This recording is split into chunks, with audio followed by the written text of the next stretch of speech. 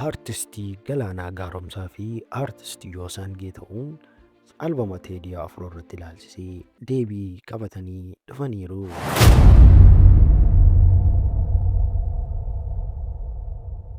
Ashamaan akkam jirtu dhaggeeffattootaa fi hordoftoonni chaanaalii keenya bakka gara chaanaalii keenyaatti nagaan dhiibtan saniin jecha har'a immoo odeeffannoo haaraa hedduu kan namatti toluu fi akkasumas illee baay'ee kan nama hawwatu illee isinii qabannee dhiibnee jirra. Egaan akkuma beekamu isin immoo chaanaalii keenya kana subscribe gochuun akkasumas illee laayikii fi sheerii gochuun immoo namoota hedduu bukkee akka viidiyoon kun qaqqabu godhaa isiniin jenna. Egaan guyyaa har'aa kan qabannee waa'ee albamii Teedii Afro irratti ilaalchisee artistoonni keenya artistii Galaanaa Gaaromsaa fi artistii Yosan Getahun deebii bareedaa fi hedduu kan namatti tolu qabatanii deebi'anii jechuudha. Egaan amma xumura qophii keenyaatti nu wajjin tura. Warroonni chaanaalii keenyaaf haaraa taatan immoo subscribe gochuun akkasumas illee laayikii fi sheerii gochuun gurra warra nafxanyootaa keessa isiniin jenna. Egaan daawwattoota keenya gara odeeffannoo har'a qabanneetti isin haa dabarsu.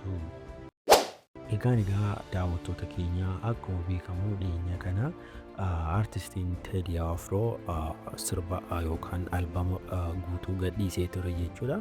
Keessumaayyuu albama sana keessatti immoo Oromootii fi akkasumas illee wantoota garaagaraa illee achi keessatti bu'eera jechuudha. Artistiin kun keessumaayyuu kanaan duras illee mootummaa impaayerii kanaan dura harkaa fi harma uummata Oromootti muraa ture faarsaa ture jechuudha Teedii Afro.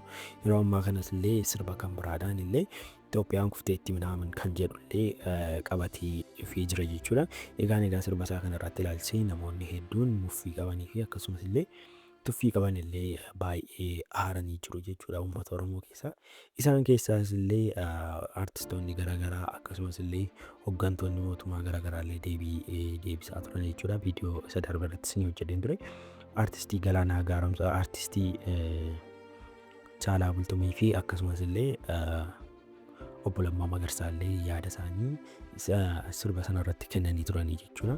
Yeroo ammaa kana immoo artistii Galaanaa Gaaromsaa fi artistii Yosan Getahun isaanis illee deebii isaanii qabatanii karaa toora feesbuukii akkasumas illee yuutuubiidhaan immoo sirba bareedaadhaan dhufanii jiru jechuudha. Keessumaayyuu karaa artistiin Galaanaa Gaaromsaa karaa toora feesbuukiidhaan wanta inni jedhee jalqabeen mammaaksa harreen harree jedhan malee farda of seetii jedhan kan jedhullee dhaan jalqabee jira jechuudha. Achumaan illee karaa yuutuubii na eegaa jedhee ture jechuudha. Ergasii artistiin kun sirba isaa kanaa fi deebii isaa artistii Yosan Getahun wajjin illee deebii quubsaa ta'e illee karaa sirba isaaniidhaan dhufanii jiru jechuudha. Egaa sirba isaa hin daawwanne dhaqaatii daawwata. Ergaa fi deebii hedduullee kan uummanni Oromoo itti qofullee baay'ee qaba jechuudha sirbi sun keessatti.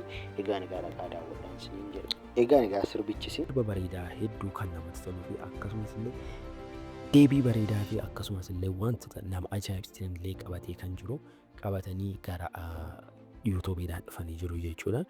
Akka sirbicha keessa jedhanitti soba sobaan sobinii wanta sobaan faarsinii milik nama harkaaf harma muraa ture hin faarsinii jedhanillee hedduu dubbatanii jiru jechuudha. Isinillee dhaqaatii sirbicha description box jala yookaan wanti jalan isinii dhaqaa daawwadhaan isiniin jedha. Egaan isaanis illee deebii quubsaa akkas kan garaa nama ciibsuu fi akkas kan namatti tolullee hedduu bareedaa kan ta'e lafa ka'anii jiru jechuudha. Egaan daawwattoota keenya artistoota keenya kanaan baga nagaan deebitan ittiin jennaan jechuudha daawwattoota keenya. Egaan dhaqaa daawwadhaa sirriitti dhaggeeffadhaan isiniin jedha. Egaan daawwattoota keenya viidiyoon har'a qabannee dhufne immoo kana ture. Amma xumura qophii keenyaatti immoo waan nu daawwattaniif galatoomaa isiniin jecha viidiyoo kan biraan amma walitti deebinutti immoo gama kiyyaa nagaatti.